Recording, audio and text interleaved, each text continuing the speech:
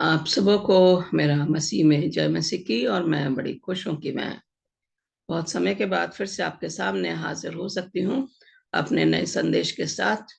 और आज का मेरा संदेश है फिलिपियों की पुस्तक, उसके तीसरे अध्याय से मैंने लिया गया है, जिसमें कि पौलुस में बताता है कि कैसे हमें आगे बढ़ते रहना चाहिए। हमारे जिंदगी में काफी अड़चने आती हैं, लेकिन फिर भी हमें आगे बढ़ना है। आइए प्रार्थना करेंगे जिससे हम अपने संदेश में जाएं। प्यारे खुदाम, शुक्रगुजार करते एक बार फिर से तेरे पास आते हैं। तूने हमें ये मौका दिया कि हम इस संदेश को लोगों में बांट सकते हैं। तेरी अनुग्रह मुझ पे बना रहे।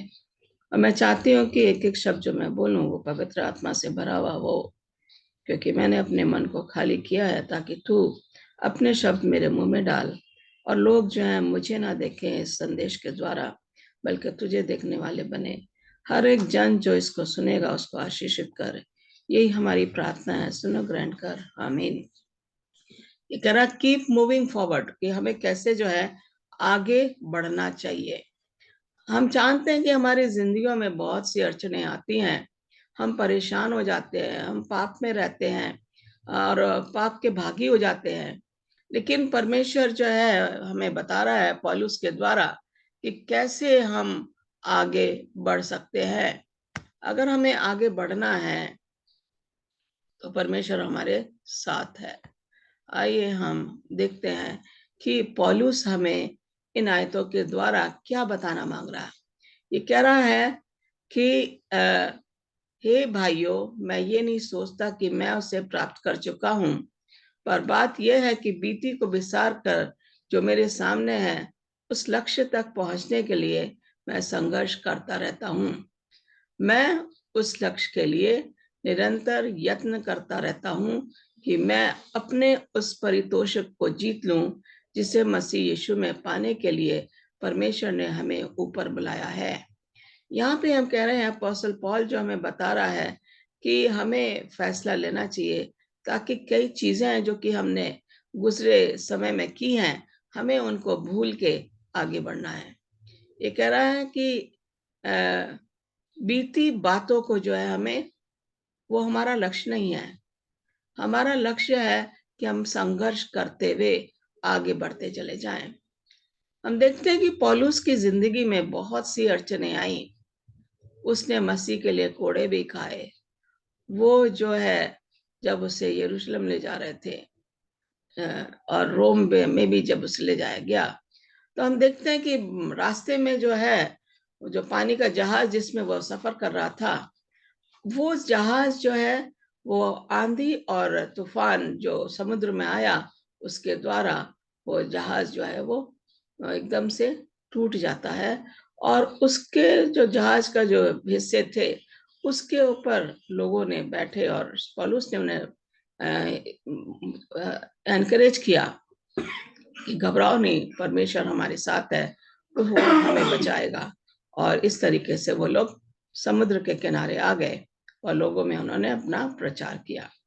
हम देखते हैं कि पौलुस जो है हमें बता रहा है, एक ऐसा परमेश्वर का भक्त है जो हमें एनकरेज कर रहा है, हमें और हमारा उत्साह बढ़ा रहा है, क्योंकि उस समय भी वो लोगों का उत्साह बढ़ाता था और आज भी वो है। हमें इन आयतों के द्वारा हमारा उत्साह बढ़ा रहा है। हम देखते हैं कि जब भी उसको मारा गया, पत्थरवाह किया गया और लोगों ने सोचा ये मर गया, लेकिन वो फिर उठता है और नगर में जाके प्रचार करने लगता है। भाइयों, उसने जो पुरानी जिंदगी थी उसको पीछे छोड़ दिया।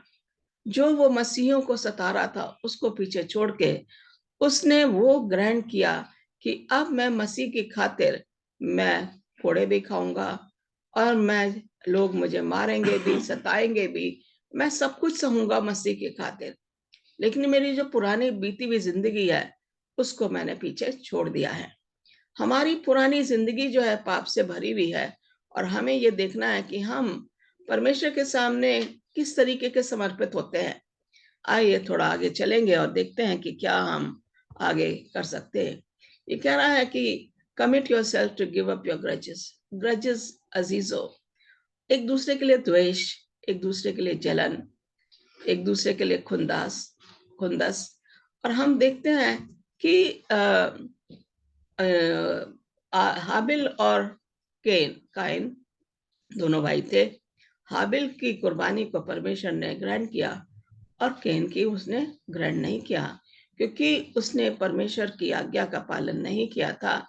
जो सैक्रिफाइस उसे कुर्बानी लानी थी, वो बर्रे की कुर्बानी या मेमने की कुर्बानी नहीं लाया था, इसलिए उसकी कुर्बानी क्या हुई? ग्रहण नहीं हुई। लेकिन क्या हुआ? हाबिल की कुर्बानी जो ग्रहण हुई, तो उसके मन में जो है उसके लिए द्वेष हो गया, जलन पैदा हो गई। गुस्सा तो उसे परमेश्वर के ऊपर था, लेकिन वो परमेश्वर के ऊपर गुस्सा नहीं निकाल सकता था, इसलिए उसके मन में जो अपने भाई के लिए जलन थी, यहां तक वो जलन बढ़ जाती है कि वो उसको जो है मार देता, कत्ल कर देता है। हम देखते हैं कि ये जो जलन जो है, जो द्वेष है एक दूसरे के लिए, कितना बुरा असर हमारी जिंदगियों में करता है। कैन को परमेश्वर के सामने से जाना पड़ा और उसे बोला कि तू ऐसे ही एक जगह से दूसरी जगह ऐसे ही जाएगा, तेरा कोई परमानेंट ठिकाना नहीं होगा। उसने कहा मेरे लिए ये बहुत बड़ी पनिशमेंट है, सजा है। हम देखते हैं कि रोमियो 12 उसका 17 और 18 आयत में अगर हम देखें तो कह रहा है यहाँ पे, बुराई का बदला बुराई से किसी को मत दो। अगर कैन के मन में द्वेष थी, उसको अपने भाई को मारना नहीं था, जो कि उसने किया। हम देख रहे हैं कि बुराई का बदला बुराई से किसी को मत दो। सभी लोगों की आंखों में जो अच्छा हो उसे ही करने की सोचो। हम सोचते हैं, क्योंकि हम पापी इंसान हैं, हमारे मन में पाप की सोच बहुत जल्दी आ जाती है, क्योंकि शैतान हमारे को जाल में फंसाता है और फिर बुरे विचार हमारे मनों में आ जाते हैं और हम सोचते हैं कि इसने मेरे साथ बुरा किया है, मेरे पड़ोसी या मेरे भाई या मेरे कलीसिया के लोग, उन्होंने मेरे साथ अच्छा नहीं किया, मैं भी उनसे बदला लूंगी या लूंगा। जब हमारे मन में ये आ जाता है कि मुझे बुराई का बदला बुराई से ही देना है, तो हम शैतान के चुंगल में फंस जाते हैं। लेकिन यहाँ पे पौलुस हमें रोमियो में बता रहा है कि हमें जो अच्छा हो उसी को करना चाहिए। जहां तक बन पड़े सब मनुष्य के साथ शांति से रहो। अजीजों, क्या आज हमारे आसपास लोग शांति से रह रहे हैं? आप जानते हैं अच्छी तरह से, और मैं भी अच्छी तरह से जानती हूँ कि किसी के मन में शांति नहीं है। दुनिया जो है वो तितर बितर बिखर गई है, पाप के कारण बिखर गई है। शैतान के पास समय कम है और वह लोगों को बरगलाने में लगा हुआ, वो हमारे मन में द्वेष की भावना ला रहा है, जलन की भावना ला रहा है, और वो नहीं चाहता कि मनुष्य शांति से रहे। लेकिन परमेश्वर चाहता है, जो परमेश्वर के भक्त है, परमेश्वर के विश्वासी गण हैं, परमेश्वर में विश्वास रखते हैं, परमेश्वर की आराधना करते हैं, उसका धन्यवाद देते हैं, उसकी महिमा करते हैं, परमेश्वर उनको अपनी शांति देता है और उनमें शांति आज भी बनी हुई है। लेकिन जो परमेश्वर से दूर है, उनके अंदर शांति नहीं है। हम इसी चीज को देखेंगे कि किस तरीके से हमें जो है ये समझना है कि आगे हमें क्या करना है। यहाँ पे कह रहा है कि हमें अपना रिश्ता बना के रखना चाहिए। Commit your self to restore your relationship. अब हम ये सोचते हैं कि हम अपना रिश्ता कैसे कायम रखें। आप जानते हैं कि घरों में लोग परेशान हैं, अपने बच्चों से परेशान हैं, बच्चे अपने माँ बाप से परेशान हैं, बच्चे अपने चाचा ताऊ से परेशान है, अपने रिश्तेदारों से परेशान है। और ये कह रहा है कि हमें अपने में ऐसी भावना लानी चाहिए कि हमारा रिश्ता जो है, जो बिगड़ गया है, वो हम फिर से बना सके। Don't just pretend to love others. ये कह रहा है हमारा प्रेम सच्चा होना चाहिए। हम दिखावे का प्रेम हमें नहीं चाहिए। परमेश्वर को जो है दिखावे के प्रेम से घृणा है, तो हमें दिखावा नहीं करना है, लेकिन हमें सच्चे मन से अपने पड़ोसी को, अपने रिश्तेदारों को, अपने दोस्तों को, अपने दुश्मनों को अगर हमने प्रेम से उनके साथ पेश आते हैं तो हम परमेश्वर के साथ हैं। लेकिन अगर हम दिखावे का प्रेम कर रहे हैं, परमेश्वर हमारे मनों को अच्छी तरह से जानता है। ये कहता है hold tightly to what is good, जो अच्छा उसमें आप बने रहो। लव ईच अदर, एक दूसरे से प्रेम करो। Genuine affection and take delight in honouring each other. सच का जो प्यार है, जो आपस में हम भाईचारे का प्यार है, भाईचारे के साथ एक दूसरे के प्रति हमें समर्पित रहना है। आपस में एक दूसरे को आदर के साथ अपने से अधिक महत्व दो। हम देखते हैं कि अपने से अधिक महत्व हम कब देना मांगते हैं। क्या हम सच्चे मसीही हैं? अगर हम सच्चे मसीही हैं तो अपने से अधिक हम दूसरों को क्या करेंगे? हम उसकी अधिक महत्व देंगे, उसकी इज्जत करेंगे, उसका मान सम्मान करेंगे। हम देखते हैं कि उड़ाऊ पुत्र तो पस्ता के घर आ गया। उसके मन में कोई द्वेष, कोई जलन नहीं थी। लेकिन उसका जो बड़ा भाई था, उसके मन में जलन आ जाती है। उसके मन में अपने भाई के खिलाफ, अपने पिता के खिलाफ जलन आ जाती है, द्वेष आ जाती है। उसका पिता उससे जो है विनती करके उसे कह रहा था कि चलो अंदर चलो बेटा, सब कुछ तुम्हारा है। लेकिन वो जो पुत्र था, बड़ा पुत्र का जो बड़ा भाई था, उसके मन में इतनी ज्यादा घृणा भरी हुई थी अपने भाई के लिए, जिसको तो वो भाई बोलना ही नहीं मांग रहा था।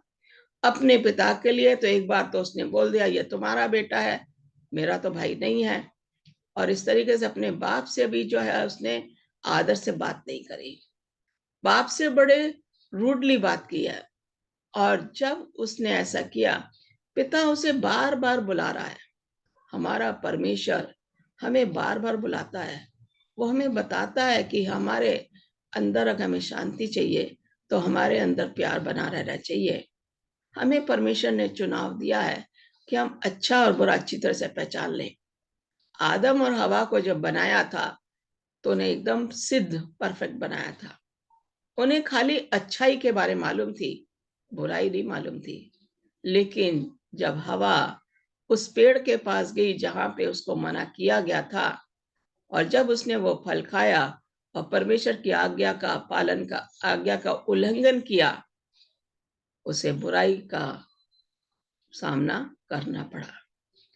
वो जब आदम के पास आती है और आदम देखता है कि इसने वो काम किया जो उसे नहीं करना चाहिए था, और उसने भी वो फल खाया हवा के साथ, और वो बुराई के उसमें आ गए।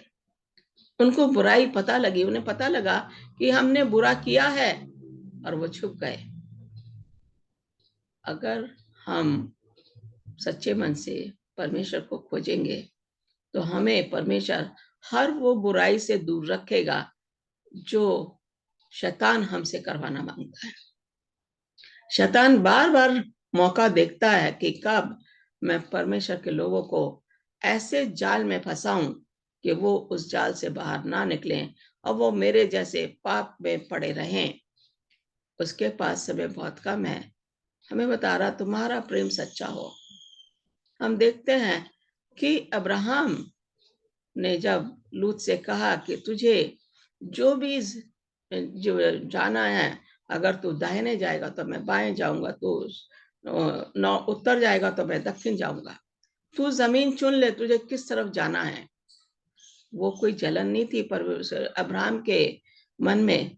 उसको ये चिंता थी कि लूत के नौकर और उसके नौकरों में लड़ाई ना रहे। अगर ये दूर रहेंगे तो इनमें प्रेम प्यार बना रहेगा। हम देखते हैं कि जब अब्राहम को पता लगता है कि लूत को, सदोम के लोगों को और दुश्मन का राजा जो था, इनको सबको पकड़ के ले गया, वो अपने भतीजे के पास जाता है और उसके साथ साथ सदोम वासियों को भी वहां से छुड़ा के लाता है। उसके अंदर सच्चा प्रेम था, अपने भतीजे के लिए नहीं, अपने वो सदोम के लोग जिनके साथ उसका भतीजा लूत रहता था। ये है सच्चा प्रेम। परमेश्वर ने सच्चा प्रेम हमसे किया, तभी उसने जो है यूहन्ना 3:16 में बोला कि मैंने अपना बेटा जगत के लिए दिया, ताकि जो कोई उस पर विश्वास करे वो नाश ना हो परंतु अनंत जीवन पाए। परमेश्वर का प्रेम सच्चा है। पहला यूहन्ना 4:8 में कहता है, जो प्रेम नहीं करता वो जानता नहीं कि ईश्वर क्या है, क्योंकि ईश्वर प्रेम है। अगर ईश्वर ने हमें एक नमूना पेश किया, अपना बेटा देके दिखाया कि वो हमसे कितना प्यार करता है, तो हमें अपने पड़ोसी से, अपने दुश्मनों से वैसे ही प्रेम करना चाहिए जो परमेश्वर चाहता है कि हम एक दूसरे के साथ वो प्रेम को करें। हमें आजकल प्रेम की बहुत जरूरत है। हमें आजकल सच्चे लोगों की बहुत जरूरत है। मसीही लोगों की जरूरत है जो कि उसके विश्वास में आगे बढ़ना मांगते हैं। अगर हमें आगे बढ़ना है तो हमें एक दूसरे से प्रेम करना है और एक दूसरे के साथ शांति के साथ रहना है, और शांति के साथ हमें अपना समय भी बिताना है, ताकि जब लोग हमें देखें वो जाने कि हम कौन हैं। ये कह रहा है, commit yourself to turn your back on your transgression. अपने पापों को पीछे छोड़ो, ओके, और परमेश्वर की तरफ अपने आप को समर्पित करो।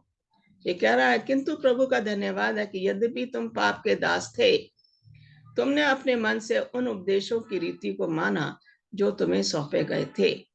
तुम्हें पापों से छुटकारा मिल गया और तुम धार्मिकता के सेवक बन गए हो। दो ही चीज है अजीजों, अच्छा और बुरा। हमें जो है परमेश्वर का धन्यवाद करते रहना चाहिए, क्योंकि परमेश्वर हमारे मन में ऐसे विचार लाता है कि हम वो पाप से दूर हो जाते हैं। जब तक हम पाप में हैं, जब तक हम परमेश्वर को नहीं पहचान रहे, तो हम पाप के दास होते हैं। लेकिन जब हमने परमेश्वर के द्वारा उसके वचन को पढ़ा, उसकी रीतियों को समझा, उसके संदेश को देखा बाइबल में, धर्मशास्त्र में, तो हमने अपने अंदर वो परिवर्तन लाया गया हमारे मनों में, ताकि हम पाप के दास ही ना बने, बल्कि हम धार्मिकता के दास बने, सेवक बने। सेवक का काम है एक दूसरे के साथ जाके सेवा करना। यीशु मसीह जब इस जमीन पे था तो उसने गरीबों की बहुत सेवा करी, चंगाई की, अंधों को आंखें दी, लंगड़ों की टांगें ठीक करी, जो चल नहीं पा रहे थे उनको चलाया, और जो देख नहीं पा रहे थे उनको दिखाया, और जो गरीब थे, जो कि दुष्ट आत्माएं थी, मसीह ने उनके अंदर से निकाली और इस तरीके से उनको सिखाया। हमारे सामने जो हमारे अगुवे हैं, हमारे पास्टर्स हैं, जो दास हैं, सेवक हैं परमेश्वर के, जो कि लोगों के बीच में जाके सेविकाई का काम करते हैं। जरूरी बात नहीं कि आदमी लोग ही कर सकते हैं, बहुत जरूरी है कि लेडीज भी आगे आए, महिलाएं भी सामने आए और परमेश्वर के सेवक बने। जब हम परमेश्वर की सेविकाई करते हैं तो परमेश्वर जो है वो खुश होता हमसे। जब हम सच्चे मन से परमेश्वर को खोजते हैं तो परमेश्वर के घर में खुशियां मनाई जाती है। जब हम एक इंसान जो कलीसिया से चला जाता है उसको वापस परमेश्वर के घर में लाते हैं तो परमेश्वर खुश हो जाता है। परमेश्वर चाहता है कि हम पाप के दास ना बने, बल्कि धार्मिकता के सेवक बने। धार्मिकता के सेवक बनने के लिए हमें अपने आप को पूरी तरीके से मसीह को ग्रहण करना है, अपना क्रूस उठाना है। क्रूस उठाने का मतलब है हमें परेशानियों का झेलना पड़ेगा। हम ये सोचते हैं कि हमने बपतिस्मा ले लिया, अब तो कोई परेशानी नहीं आएगी।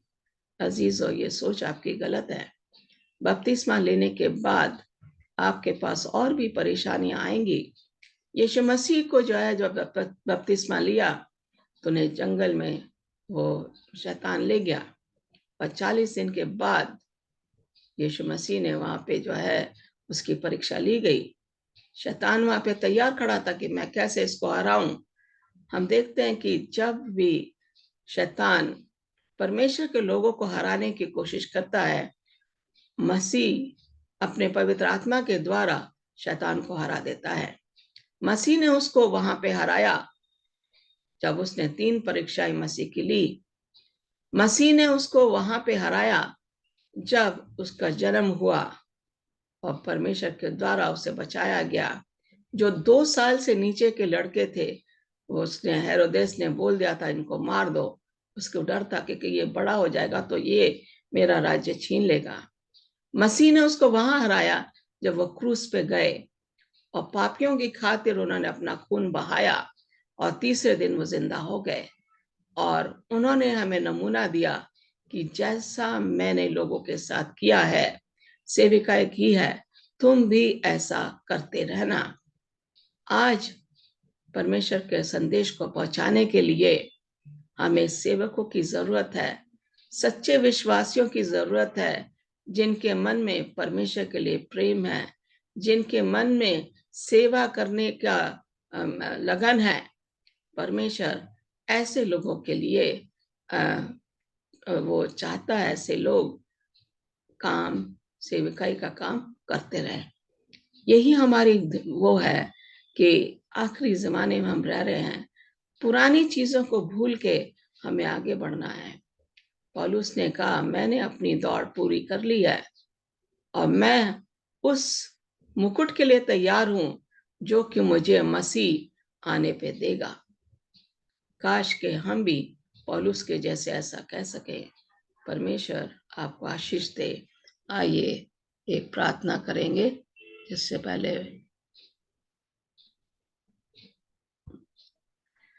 प्यारे खुदा, हम शुक्रगुजार करते एक बार फिर से तेरे पास आते हैं। तूने हमें यह मौका दिया कि हम तेरे पास आके संदेश को लोगों तक पहुंचा सकें। खुदा, तूने मेरी सहायता करी पवित्र आत्मा के द्वारा। तूने मेरे मुंह में शब्द डाले, उसका धन्यवाद हो, तेरी महिमा हो। प्रार्थना करते जो बीमार हैं उन लोगों के साथ हो, जिनको तेरी जरूरत है उनको अपने पास ला। हमारे द्वारा हम उन तक पहुंचे और तेरे संदेश को उन तक पहुंचाए। उनकी जरूरतों को देखें कि हम कितने हद तक उनकी सहायता कर सकते हैं। हमारे अंदर प्रेम की भावना डाल, हमारे अंदर सेविकाई की भावना डाल, ताकि हम तेरे लिए बहुत सी रूहें जीतने वाले बने, ताकि तेरे घर में वहां पर सब खुशियां मनाने वाले बने। यही हमारी प्रार्थना है, सुनो ग्रहण कर। आमीन। मैं जल्दी ही फिर दूसरे मैसेज के साथ हाजिर होंगी। ईश्वर आपको आशीष दे। गॉड